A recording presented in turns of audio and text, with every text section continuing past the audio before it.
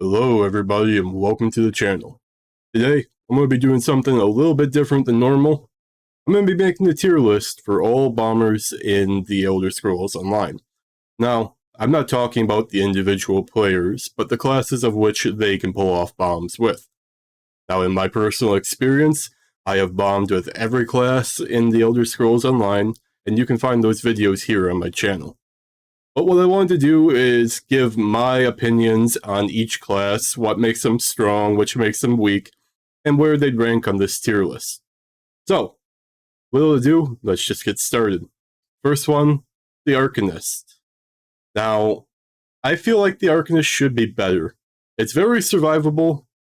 You can pull with the beam alt as well, which I like, but I just haven't gotten enough big bombs with it to like it better.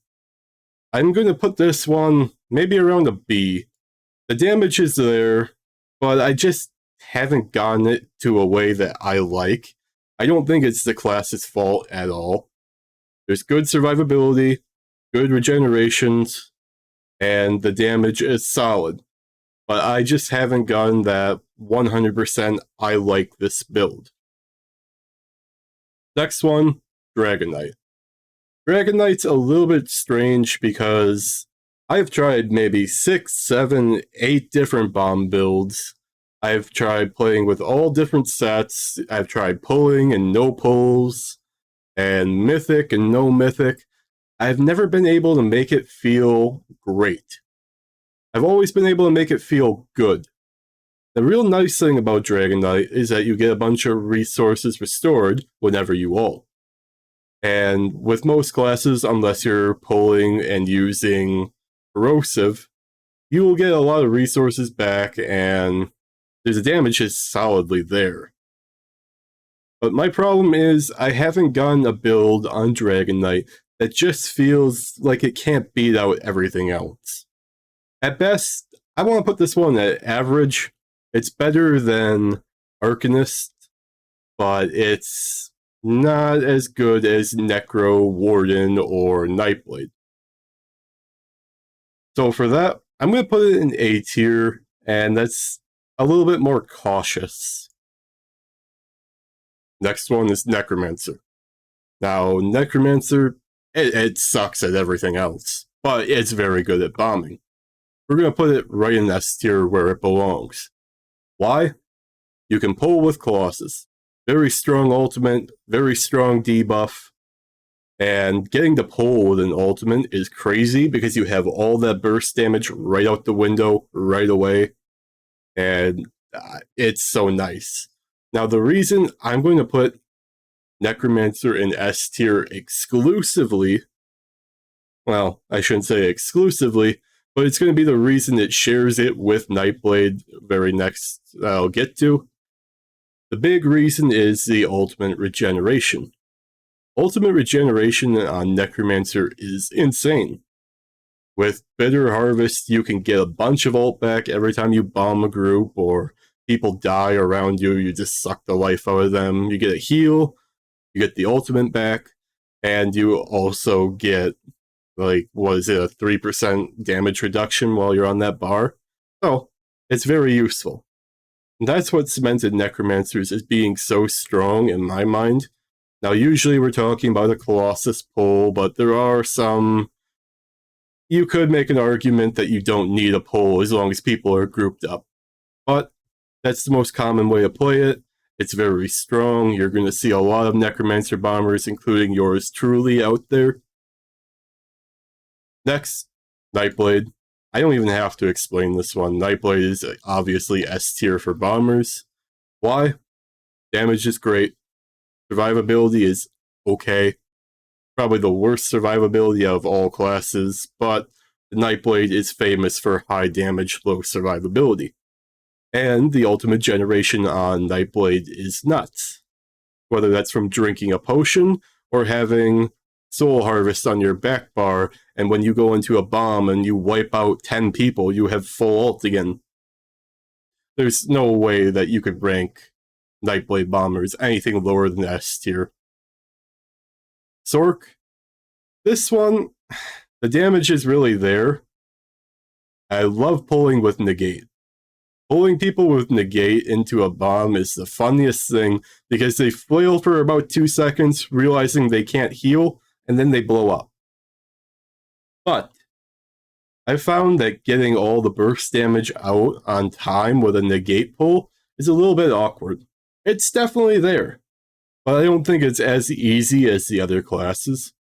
So I'm going to put that one in a cautious B tier. It'd definitely be above Arcanist. Templar. This one, it's funny. I kind of put it in the similar tier with Dragonknight, where you have all the damage there, but it's very strange on how you get to it. It never feels great. So to speak, I have bombs on the Templar.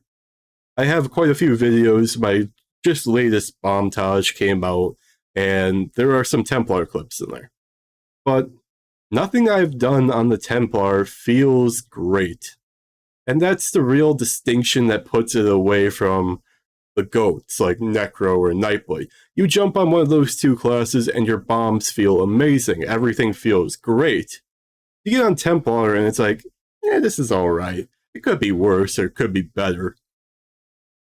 I'm going to put this behind Dragonknight. And the reason is it doesn't feel as consistent as Dragonknight does. If it was, it'd probably be right about the same level. Now, Warden. I love Warden. And I'm going to make a very, very controversial statement with this. Warden belongs in S tier. But it doesn't belong in S tier for the reasons that Necromancer or Nightblade did. The reason Warden is in S tier is because you cannot match the burst damage a Warden can do. With shocks and proxy, you delete people. There are times I barely even have to ult when I'm running into a bomb. Now, I usually do, but this is the one class where I do not need to always ult to get a pop. Now, that said, there is no class in this game that's going to do more burst damage in PvP or an AoE bomb than a Warden.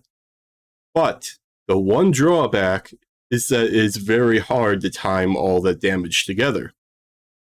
You need to hit shocks, then you need to hit your proxy, then you need to hit your pull at the right time, and also need to hit a Dawnbreaker right at that same time where everything's going off. Now, with ESO PVP as famously laggy as it always has been, it's not that easy to do. Once you get used to it, it's a little bit easier, but you still miss more than you might get sometimes. But the only reason it doesn't overtake Nightblade or Necromancer, and I should reorder these properly, is that the ultimate regen on Warden is not there. So the big reason Nightblade and Necromancer are our first two biggest bombers is because they have that ultimate regeneration. Every other class lacks in that respect. No class gets ultimate faster than these two, and the problem with that is that even where you could make a direct comparison of Necromancer damage to Warden damage and being able to pull with the ult, the Necromancer wins every time because once they get that bomb, they can suck up all the ultimate right away, run away, reset, and do it again. Where the Warden isn't going to get all that ultimate regeneration. They might be able to run away, but they won't be able to bomb right away again. And I'm making this tier list in a solely solo, nobody else helping me sort of point of view. This is where I would go, and this is how I kind of sit on the fence of which bombers are the best. This is the way I structure my tier list, because I've played so much of these classes that this is how I just generally feel about my experiences trying to bomb with all the classes. And I understand some of my rankings, especially with the 4 bottom classes there, might be a little bit controversial. But please go ahead and tell me what you think in the comments. get back to me. I'll respond to every comment. I'm perfectly fine with admitting if I'm wrong with something, because there's obviously a chance that I haven't tried something somebody else has done, and it might work spectacularly. But at the end of the day, these are my rankings for PvP bomb classes in the Elder Scrolls Online. Let me know what you think in the comments. If you liked the video, drop a like, subscribe, and I'll see you in the next video.